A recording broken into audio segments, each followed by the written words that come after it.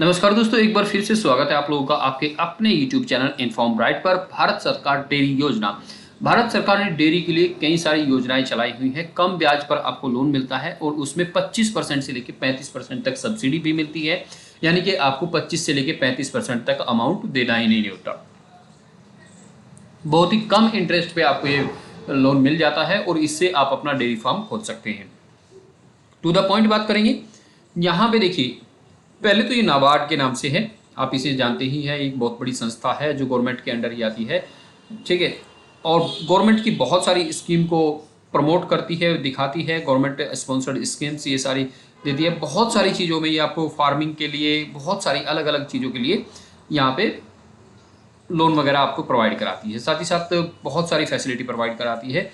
तो नाबार्ड की वेबसाइट पे आप जा सकते हैं। इससे अलग आपकी कौन कौन सी यहाँ पे हैं, ये देखिए। NABARD dairy farming subsidy scheme, 25% तक आपको सब्सिडी मिलती है और मैक्सिमम 10 एनिमल्स तक आप इसमें रख सकते हैं। SC ST के लिए यहाँ पे देखिए सब्सिडी अगर बात करें हम, 1,25,000 रुपये की सब्सिडी मिलेगी नॉर्मल कैटेगरी को। SC ST के लिए ये सब्सिडी हो जाएगी 1.67%, 1.67 लाख की मैक्सिमम इतनी सब्सिडी आपको मिल सकती है, ठीक है। इसके अलग आपकी यहाँ पे जो स्कीम है, ये animal husbandry infrastructure development fund AHIDF के नाम से, ठीक है। This is a central government scheme that provides financial support to investors in dairy processing and infrastructure projects.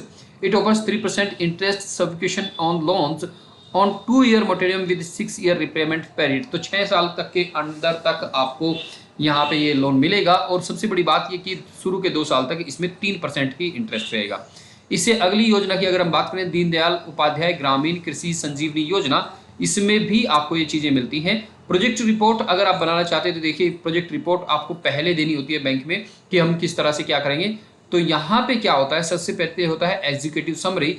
इसमें brief describe your dairy farm business including its location, कहाँ पे आप खोलेंगे, साइज कितना होगा, टारगेट क्या रखेंगे, highlights the projected milk yield, ये रिवेन्यू एंड प्रॉफिटेबल की दूध कितना होगा, बेचेंगे कहाँ पे, रिवेन्यू कितना आएगा, प्रॉफिट कितना होगा, वो सारी चीज़ें आपको यहाँ पे दिखानी होगी।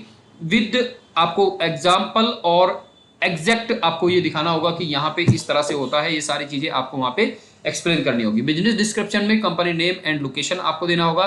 Business structure, types of dairy operation, mention if you will focus on cows, buffaloes और बोथ, ठीक है, कि आप गाय के लिए करना चाहते हैं, भैंस के लिए करना चाहते हैं, दोनों के लिए।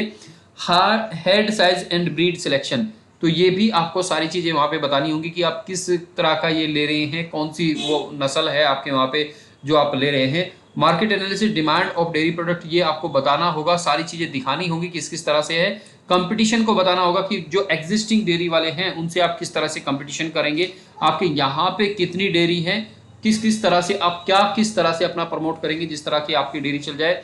Production, housing and facility, feed and fodder, ये आप कहाँ से करेंगे। इसके साथ में मार्केटिंग प्लान आपका क्या रहेगा, मैनेजमेंट टीम आपकी किस तरह से, मतलब आप कौन मैनेज करेगा, किस तरह से, फाइनेंशियल प्रोजेक्शंस, स्टार्टअप कॉस्ट कितने रहेगा, रिस्क मैनेजमेंट भी आपको यहाँ पे देखना होगा कि अगर बाई चांस कुछ दिक्कत होती है तो उसे कौन मैनेज करेगा, किस तरह से आप उसे मैनेज करेंगे। साथ साथ कंक्लूजन आप यहाँ पे देंगे ही देंगे वो सारी चीज़ें। तो ये इसके यहाँ पे होती है प्रोजेक्ट रिपोर्ट। इस तरह का अगर आप जाएंगे तो CSC सेंटर वाले भी आपकी इसमें 90% तक हेल्प कर देंगे आपको रजिस्ट्रेशन कराने में और आपकी प्रोजेक्ट रिपोर्ट्स वगैरह बनवाने में। तो इस तरह से करके आप लोन ले सकते हैं और अपना डेयरी फार्म खोल सकते हैं। नमस्कार, धन्यवाद दोस्तों।